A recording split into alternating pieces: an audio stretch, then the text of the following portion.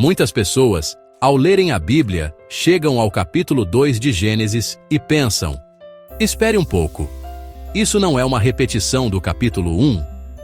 Na verdade, não é uma repetição, mas sim um aprofundamento.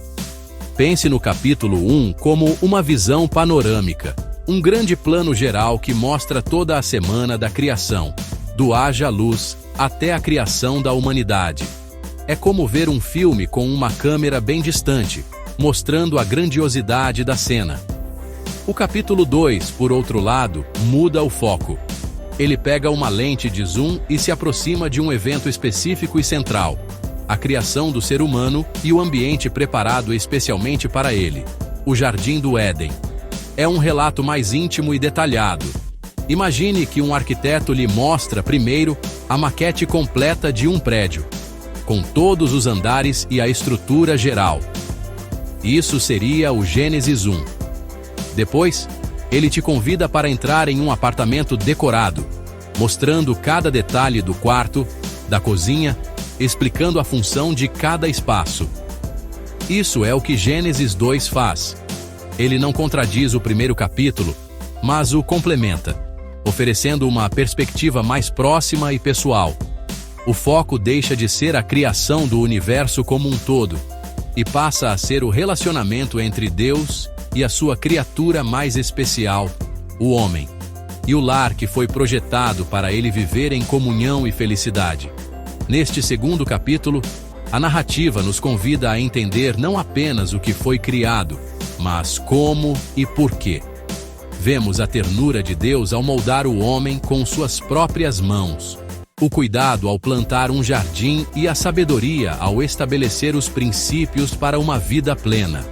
É aqui que os grandes temas da nossa existência são introduzidos: trabalho, responsabilidade, liberdade de escolha, relacionamentos e o nosso propósito.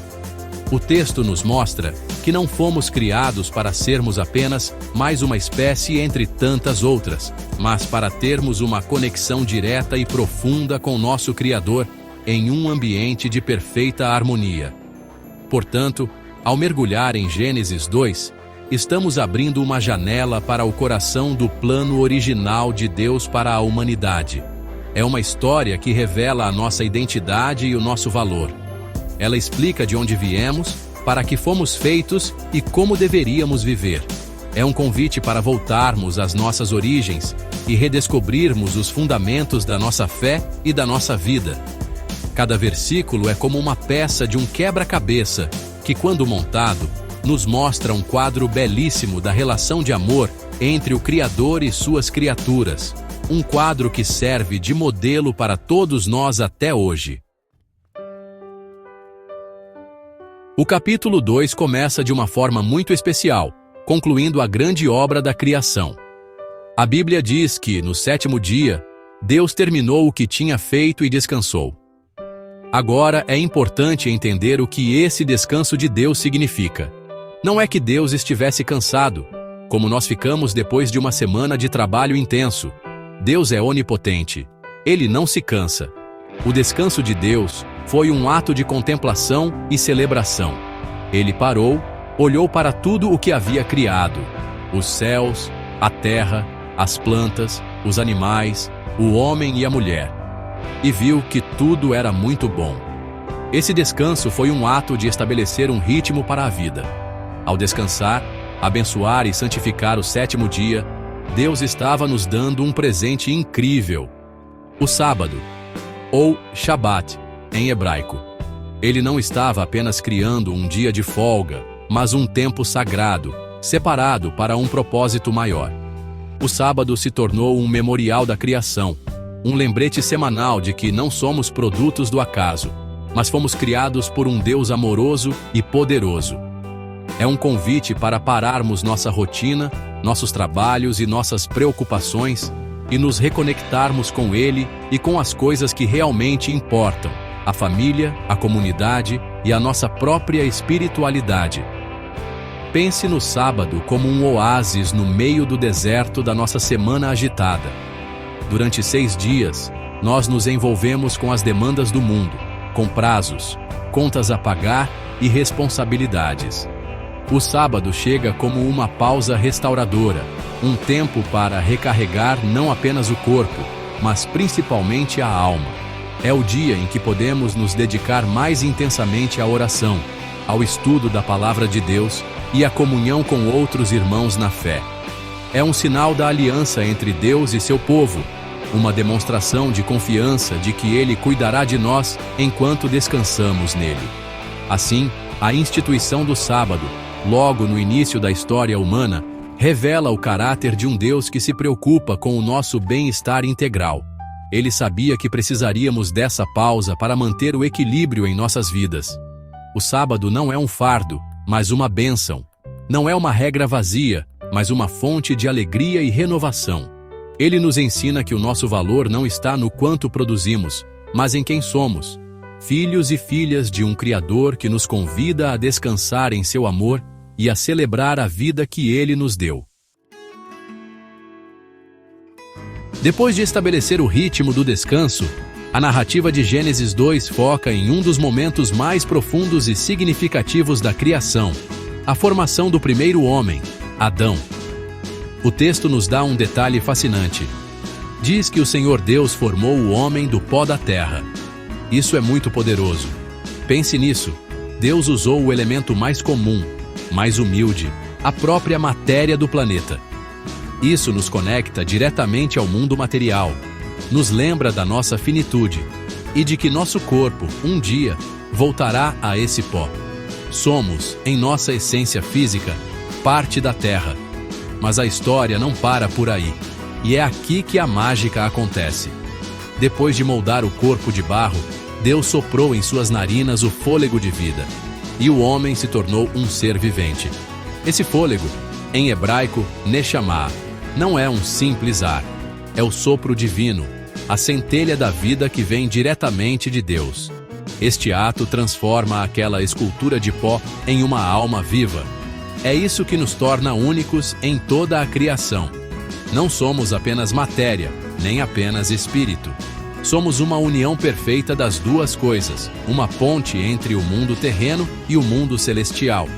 Essa dupla natureza é fundamental para entendermos quem somos. Por um lado, o pó da terra nos mantém humildes, conscientes de nossa fragilidade e de nossa conexão com toda a natureza.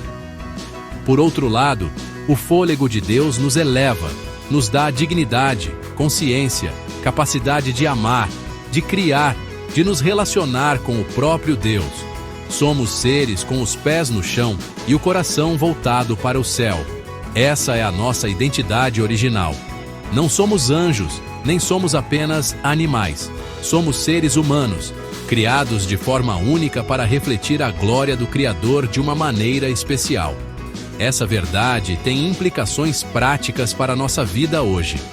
Significa que devemos cuidar tanto do nosso corpo, o templo do pó, quanto do nosso espírito, a morada do fôlego divino. Significa que temos a capacidade de transformar o mundo material ao nosso redor, com a criatividade e a inteligência que vem do espírito. E, acima de tudo, significa que temos um anseio natural por algo maior que nós mesmos, uma sede de nos conectar com a fonte do nosso fôlego. A história da criação de Adão não é apenas um relato antigo, é a certidão de nascimento da humanidade, que define nossa identidade e nosso propósito eterno. Depois de criar o homem, Deus não o deixou em uma terra vazia e estéril. Ele preparou um lugar especial, um lar perfeito para ele. A Bíblia o chama de Jardim do Éden, que significa prazer ou deleite. Era um santuário de beleza e abundância, um ambiente onde a harmonia entre Deus, o homem e a natureza era completa. O texto diz que Deus plantou um jardim, no Éden, para os lados do Oriente, e ali colocou o homem que havia formado. Era um lugar projetado com amor, com tudo o que Adão precisava para viver feliz e realizado. O jardim era exuberante, cheio de toda sorte de árvores agradáveis à vista e boas para alimento. Imagine um lugar onde a beleza e a funcionalidade andavam de mãos dadas. Não era apenas um pomar para sustento, mas um parque de uma beleza indescritível, que alegrava os olhos e a alma. A descrição nos faz pensar em um paraíso terrestre, regado por um grande rio que se dividia em 4 braços: Pison, Gion, Tigre e Eufrates, que irrigavam toda a região. Isso simbolizava vida, fertilidade e a provisão abundante de Deus, que se espalhava a partir do centro do seu relacionamento com o homem. No meio desse jardim maravilhoso, Deus colocou 2 árvores especiais, que se destacavam das demais. A primeira era a árvore da vida, cujo fruto garantia a imortalidade, a continuidade da vida em comunhão perfeita com Deus. Ela representava a dependência contínua do homem em relação ao seu Criador como fonte de toda a vida. A segunda era a árvore do conhecimento do bem e do mal. Esta árvore não era má em si mesma, mas representava um limite, uma fronteira moral que Deus estabeleceu. Ela simbolizava a autoridade de Deus para definir o que é certo e o que é errado. O Jardim do Éden, portanto, era muito mais do que um belo lugar. Era um ambiente de aprendizado, de relacionamento e de teste. Era o cenário perfeito onde o homem aprenderia a viver sob a soberania amorosa de Deus. Tudo no Éden, as árvores, os rios, a beleza, apontava para o cuidado e a sabedoria do Criador. Era um lar onde o trabalho era um prazer, a comida era abundante e a presença de Deus era constante. É o modelo de vida que Deus originalmente planejou para nós. Uma vida de paz, propósito e profunda conexão com Ele. Uma vez colocado no Jardim do Éden, o homem não foi deixado para viver em ociosidade. Deus lhe deu uma missão, uma responsabilidade. Gênesis, capítulo 2, versículo 15, nos diz que o Senhor Deus tomou o homem e o colocou no Jardim do Éden para o cultivar e o guardar. Essa é, sem dúvida, uma revelação poderosa sobre a natureza do trabalho. Muito antes da queda e do pecado, o trabalho já existia, mas era algo bom, prazeroso e cheio de propósito. Não era um fardo ou uma maldição, como muitas vezes o sentimos hoje, mas, na verdade, uma vocação digna, uma forma de participar da obra criadora de Deus. A palavra cultivar, em hebraico, significa trabalhar, servir, desenvolver. Adão deveria usar sua inteligência e força para cuidar das plantas, para fazer o jardim florescer e produzir. Era um trabalho criativo, que trazia satisfação e um senso de realização. A palavra guardar, em hebraico, significa proteger, vigiar, preservar. Adão tinha a responsabilidade de proteger o jardim de qualquer coisa que pudesse danificá-lo ou desordená-lo. Ele era o guardião daquele espaço sagrado, o administrador dos recursos que Deus havia confiado a ele. Essa primeira tarefa revela um princípio fundamental para nossas vidas. Somos chamados para sermos bons administradores daquilo que Deus nos confia. Seja nossa família, nosso emprego, nossos talentos ou o próprio planeta Terra, temos a responsabilidade de cultivar e guardar. O trabalho, quando visto sob essa perspectiva, ganha um novo significado. Deixa de ser apenas uma forma de ganhar dinheiro e se torna uma maneira de glorificar a Deus, de servir ao próximo e de contribuir para a ordem e a beleza do mundo. É uma expressão de nossa parceria com o Criador. Portanto, o mandato dado a Adão no Éden nos ensina que fomos criados para sermos produtivos e responsáveis. A ociosidade não era parte do plano original. Deus nos deu habilidades e um mundo cheio de potencial, esperando que usássemos tudo isso para o bem. Essa missão de cultivar e guardar nos mostra que o trabalho é, realmente, uma parte essencial da experiência humana, uma fonte de dignidade e um campo de treinamento para o nosso caráter. É no cumprimento de nossas responsabilidades diárias que refletimos a imagem de um Deus que também é trabalhador. No centro do relacionamento entre Deus e o homem no Éden, encontramos um mandamento claro e específico. Deus disse a Adão: de toda a árvore do jardim comerás livremente, mas da árvore do conhecimento do bem e do mal, dela não comerás, porque no dia em que dela comeres, certamente morrerás. Essa instrução é crucial para entendermos os conceitos de liberdade e obediência.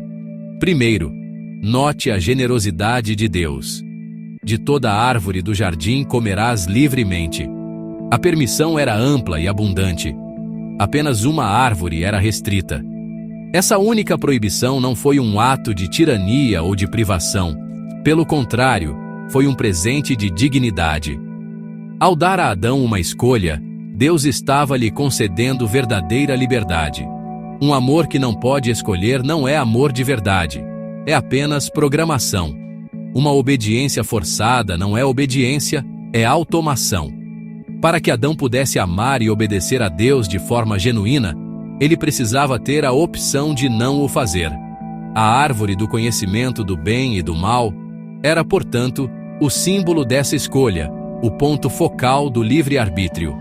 A proibição era um teste de confiança e lealdade. Ao obedecer, Adão estaria dizendo: Deus, eu confio que você sabe o que é melhor para mim. Eu aceito a sua autoridade e a sua definição do que é bom e do que é mal. Eu escolho depender da sua sabedoria em vez da minha. Comer do fruto proibido, por outro lado, seria um ato de rebelião, uma declaração de independência de Deus. Seria o homem tentando tomar para si o direito de definir sua própria moralidade, de ser seu próprio Deus. A consequência, certamente morrerás, não era apenas uma punição, mas o resultado natural de se desconectar da fonte da vida. Este princípio de escolha e obediência continua a ser fundamental em nosso relacionamento com Deus hoje. Ele nos dá liberdade, mas essa liberdade vem com responsabilidade. Ele nos oferece sua orientação através de sua palavra, estabelecendo limites que são para nossa proteção e nosso bem. Obedecer a ele não é perder a liberdade, mas encontrar a verdadeira liberdade dentro dos limites seguros do seu amor e da sua sabedoria. A história da árvore nos ensina que a obediência baseada na confiança é o caminho para uma vida plena e protegida, enquanto a busca por autonomia fora de Deus leva, inevitavelmente, à desordem e à morte. Mesmo vivendo em um paraíso perfeito, cercado pela beleza da natureza e em comunhão com Deus, algo ainda faltava na vida de Adão. A narrativa nos mostra um momento de profunda percepção divina. O Senhor Deus disse: Não é bom que o homem esteja só. Far-lhe-ei uma auxiliadora que lhe seja idônea. Essa é a primeira vez na Bíblia que algo é declarado como não bom. Isso revela que fomos criados para o relacionamento, para a comunhão. A solidão não fazia parte do projeto original de Deus para a felicidade humana. Para que o próprio Adão percebesse essa necessidade, Deus o envolveu em um processo. Ele trouxe todos os animais do campo e todas as aves dos céus a Adão para que ele lhes desse nome. Esse ato de nomear era um exercício de autoridade e inteligência, parte de sua missão de governar a criação. Adão observou cada animal, estudou suas características e lhes deu nomes apropriados. Imagine a cena: leões, águias, cavalos, todos passando diante de Adão. Nesse processo, ele pôde ver que todos os animais tinham seus pares, macho e fêmea, mas para ele mesmo, não se achava uma companheira que fosse como ele. Essa tarefa, além de organizar o mundo animal, serviu para despertar em Adão a consciência de sua própria singularidade e de sua solidão. Ele era diferente de todas as outras criaturas. Nenhuma delas podia corresponder a ele em nível intelectual, emocional e espiritual. Nenhuma delas era idônea, ou seja, uma contraparte adequada, alguém que estivesse diante dele como um igual. A solidão de Adão se tornou evidente para ele mesmo. Deus não apenas identificou o problema, mas fez com que o próprio homem sentisse a necessidade de uma solução. Esse episódio nos ensina sobre a nossa necessidade inata de relacionamentos significativos. Fomos feitos para compartilhar a vida, para amar e ser amados por alguém que nos compreenda e nos complete. A solidão pode ser uma experiência dolorosa, e Deus reconhece isso. A história da busca de Adão por um companheiro prepara o cenário para um dos atos mais belos e íntimos da criação, a formação da mulher. Mostra que Deus se importa com nossas necessidades mais profundas e age para supri-las no tempo e da maneira perfeitos. Com a necessidade de um companheiro agora clara, Deus realizou um ato criativo único e profundamente simbólico. Ele fez Adão cair em um sono profundo, uma espécie de anestesia divina. Então, ele tomou uma de suas costelas, e daquela costela formou a mulher. A escolha da costela é cheia de significado. Ela não foi feita do pó, como Adão, para não ser uma criatura separada e inferior. Nem foi feita da cabeça de Adão, para não dominá-lo, nem de seus pés, para não ser pisada por ele. Ela foi feita do seu lado, para ser sua igual, sua companheira, para andar lado a lado com ele. Quando Deus trouxe a mulher a Adão, a reação dele foi de pura poesia e alegria. Ele exclamou: "Esta, afinal, é osso dos meus ossos e carne da minha carne. Chamar-se-á varoa, porquanto do varão foi tomada." A solidão de Adão havia terminado. Ele reconheceu nela alguém de sua mesma essência, sua contraparte perfeita. A palavra varoa, em hebraico, ishá, é o feminino de varão, ish, mostrando a conexão íntima e a complementaridade entre os dois. Ele encontrou nela não uma serva ou um objeto, mas um outro eu, um ser com quem ele poderia compartilhar tudo. A Bíblia então conclui com o princípio fundamental do casamento. Por isso, deixa o homem pai e mãe, e se une à sua mulher, tornando-se os dois uma só carne. Este versículo estabelece o casamento como a primeira e mais importante instituição humana. Ele envolve 3 ações: deixar a família de origem para formar um novo núcleo, unir-se à sua esposa em um compromisso de aliança e lealdade, e tornar-se uma só carne, o que implica uma união total, física, emocional, espiritual e social. O casamento é apresentado como a união de 2 iguais que se tornam um, sem perder suas individualidades. Essa passagem é a base para a compreensão bíblica do casamento. É uma união projetada por Deus, baseada no compromisso, na complementaridade e na intimidade. Mostra que o relacionamento entre homem e mulher deve ser de parceria, respeito mútuo e amor sacrificial. A criação de Eva e a instituição do casamento revelam o cuidado de Deus em prover não apenas as necessidades físicas, mas também as necessidades relacionais mais profundas do ser humano. O casamento se torna o principal ambiente para o amor, o apoio mútuo e o reflexo da própria imagem de um Deus que é relacional. A conclusão do capítulo 2 de Gênesis nos deixa com uma imagem de beleza e pureza impressionantes. O versículo final diz: "E ambos, o homem e sua mulher, estavam nus, e não se envergonhavam." Esta pequena frase carrega um significado imenso sobre o estado original da humanidade antes da entrada do pecado no mundo. A nudez aqui não é apenas física, mas simboliza uma total transparência, vulnerabilidade e ausência de culpa. Não havia nada a esconder, nem um do outro, nem de Deus. A ausência de vergonha significava que seus corações eram puros. Não havia malícia, segundas intenções, medo ou insegurança em seu relacionamento. Eles se viam e se aceitavam completamente, sem julgamento. A sua nudez física era um reflexo de sua nudez emocional e espiritual. Eles viviam em um estado de inocência, onde o bem era a única realidade que conheciam. A vergonha é um sentimento que surge da consciência do erro, do medo da exposição e da culpa. Como eles ainda não conheciam o mal, a vergonha não tinha lugar em seu mundo. Essa inocência também se estendia ao seu relacionamento com Deus. Eles podiam caminhar e falar com o Criador no jardim sem sentir a necessidade de se esconder. Havia uma confiança e uma intimidade totais. A comunicação era aberta e direta. A ausência de vergonha era o resultado natural de uma consciência limpa e de um relacionamento perfeito com Deus e um com o outro. Era um estado de harmonia completa, onde o interior e o exterior estavam em perfeita sintonia. O que eles eram por dentro era exatamente o que eles mostravam por fora. Esta imagem da inocência original serve como um retrato do que a humanidade perdeu com o pecado, mas também como um alvo do que a redenção em Cristo busca restaurar. Ela nos fala de um anseio profundo por relacionamentos autênticos, onde possamos ser nós mesmos, sem medo de sermos rejeitados. Embora não possamos voltar àquela nudez física, sem vergonha neste mundo caído, podemos buscar a transparência e a honestidade em nossos relacionamentos.